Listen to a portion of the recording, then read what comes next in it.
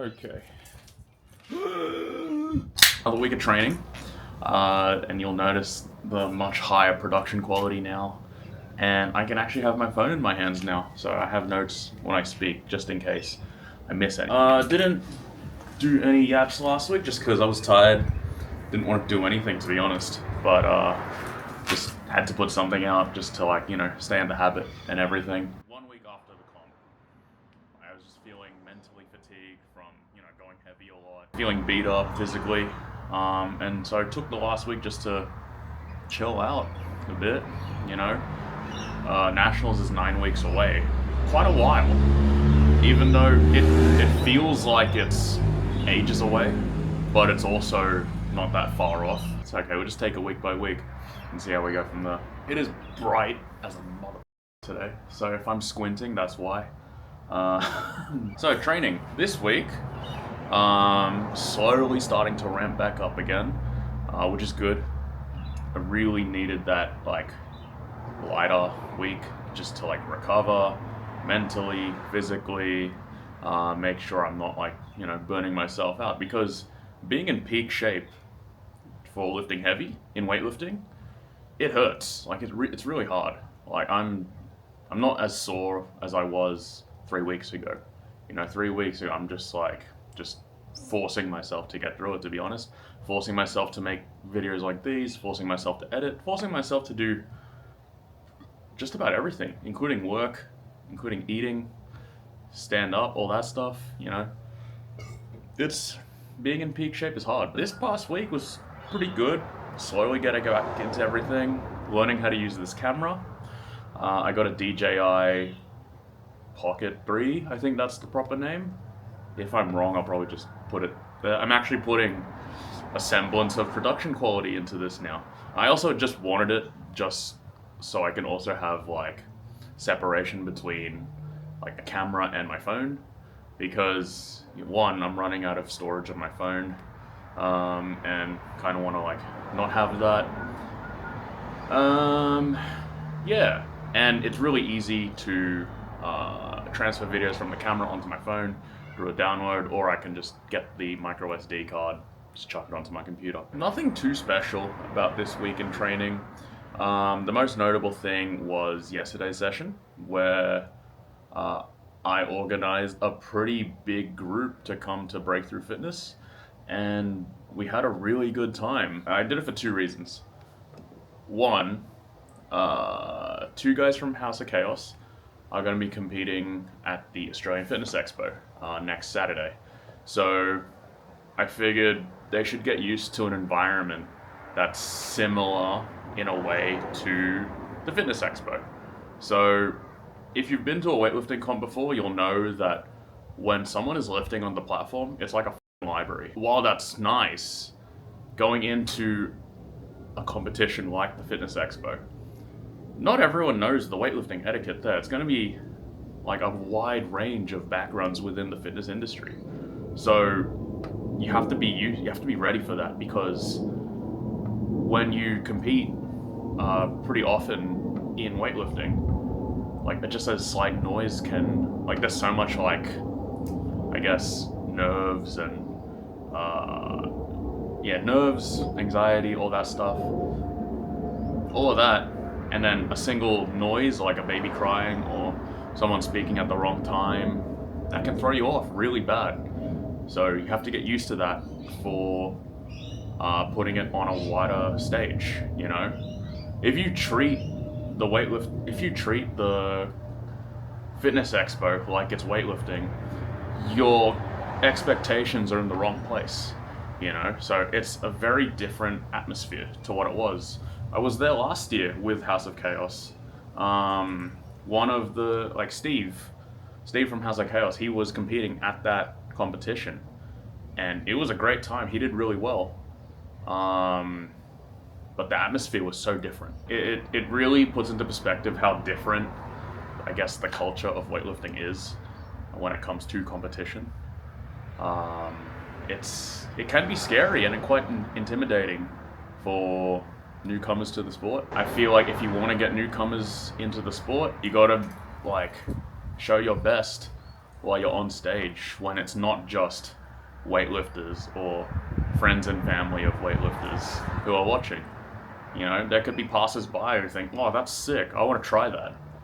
But if they are like pushed away by, you know, a weightlifter being a snob, that's like one less person that could have gone to a weightlifting gym within our system. The way I see it, the more people, the better. But you have to be able to help them develop within that culture, because it is, generally speaking, I think it's a pretty positive one here, because it's so small and so niche, just that it's hard to get into. That's the main thing. Yeah. Sorry, yeah, kind of got on a tangent there. The second reason why I wanted to go to Breakthrough is because I knew that there would be a massive powerlifting comp happening yesterday as well. It was Power Pals in Adonis Campbelltown, a pretty big APA powerlifting comp. A couple of my friends did that one. Yeah, it seemed to be huge. I was able to train with my coach, Luke. I was able to train with most of my athletes, a few House of Chaos guys, some other friends from other weightlifting gyms. It was big. We had a pretty big group of people. I think I didn't count, but it was a lot. There were what, 8 platforms at Maryland's. All of them were filled, so it was sick. Genuinely one of my favorite parts about, you know, being a weightlifting coach, like organizing these kinds of things. And the reason why I'm doing it is because that's how I was built up, you know. My coach at the time, he would organize these kinds of training excursions, and it really like influenced my perception of how to build the community, because the community's small, but you know, you want to make that community like as strong as possible. So, and the best way to do that is for them to, you know, lift alongside each other, because weightlifting can be a very isolating sport at times, because it is a solo sport. If you're having a bad session and you're by yourself, it's really hard to bounce back if you don't have that guidance or have developed in that way. You know, it's not everyone has, and that's fine. So training alongside other people who have or will face like similar struggles to you in weightlifting, it, like, knowing that you're not alone in that makes it a whole lot easier to, you know, aim for your goal, whatever that goal may be. I think that's a pretty big tangent. I've been talking for like 11 minutes. And I'm like, oh, I haven't even talked about my training. I've just been talking about the shit I like. Yeah, so my training, it's still ramping up.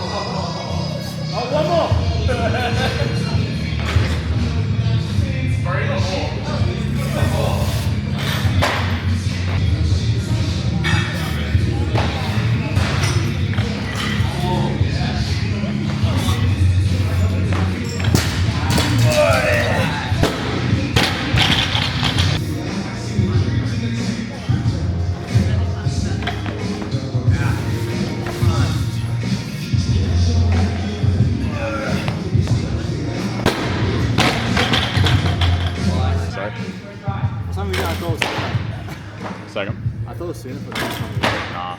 That's so late. It feels soon, but it also feels like it's ages away.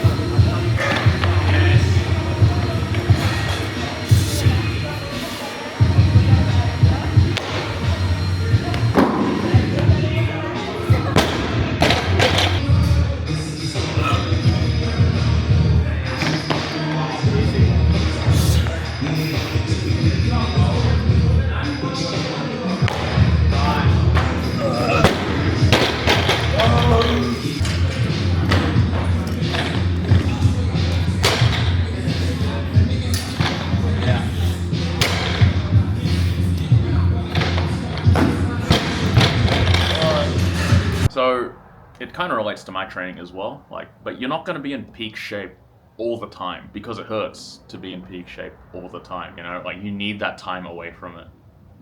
Not just from a physical standpoint, but from a mental standpoint as well. Because if you're in that shape all the time, it will start to affect factors outside of weightlifting, like working, not being a deadbeat around the house. Those are the main ones for me. Coming close to states, at work, I can feel my performance slipping. If there was a solution for that, it would have been found already. So, yeah, but that's just a natural part of trying to lift as heavy as possible. Because you're not going to be in peak shape all the time, I don't think it's fair to always use your PRs as reference to your programming, to how you're performing in the training. I don't think it's fair. What I think is fair is finding the minimum. So let's say your best snatch is 100, right? I think a good minimum for that is 85 to 90. So percentage speaking, about 85% at a minimum.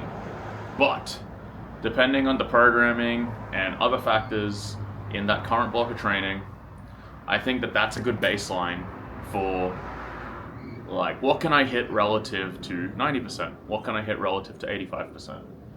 If I'm obsessing about what I can hit in relation to 100%, if I hit an 80 kilo snatch and I'm beat to shit, I'm just gonna feel bad about myself for not coming close to 90. Because I'll be hitting 80. Whereas if your minimum is 85 or 90, 85 is only 5 kilos away from 80, so it's not too bad, if you want to be in it for the long game, you have to make sure that you're practicing things that maintain your sanity. Because obsessing over the high-end numbers, it's just not healthy. Numbers are great and all, but you get there, all that's a byproduct of consistency, staying sane, making sure that you're enjoying your training, looking forward to your training, all that stuff. All those are more important than your top end numbers. Obviously, there will be good days where you feel like you can snatch 10 kilos above your best. There will be those days. Don't let those extremely good days... Holy f***, there's 2 lizards just hanging out over there, just walking around. The days you get a PR are just one day. The days where you have a really session, they're just one day. It's a spectrum. The days in the middle 75% of that spectrum, those are the most important days. They're more important than the top end, they're more important than the bottom end. And this is assuming that you just show up to training, right? So that's like a whole other factor that you have to think about there. But I hope my point makes sense. Do not let your best numbers influence how you see your training, because they are a good gauge of, what numbers you should be hitting. But, there are also other factors at play. If you have a full-time job, if you have a family, if you have relationships, if you have kids, if you have other obligations, there's so many other factors that you have to consider. It's not just numbers. It's not how it works, man. You need other shit to do for your own sanity, so you don't go fucking crazy. But yeah, I hope all that makes sense. Thinking back on it, I think I just got in a flow and just started rambling. I've been talking for 20 minutes. All right, catch you later. Bye.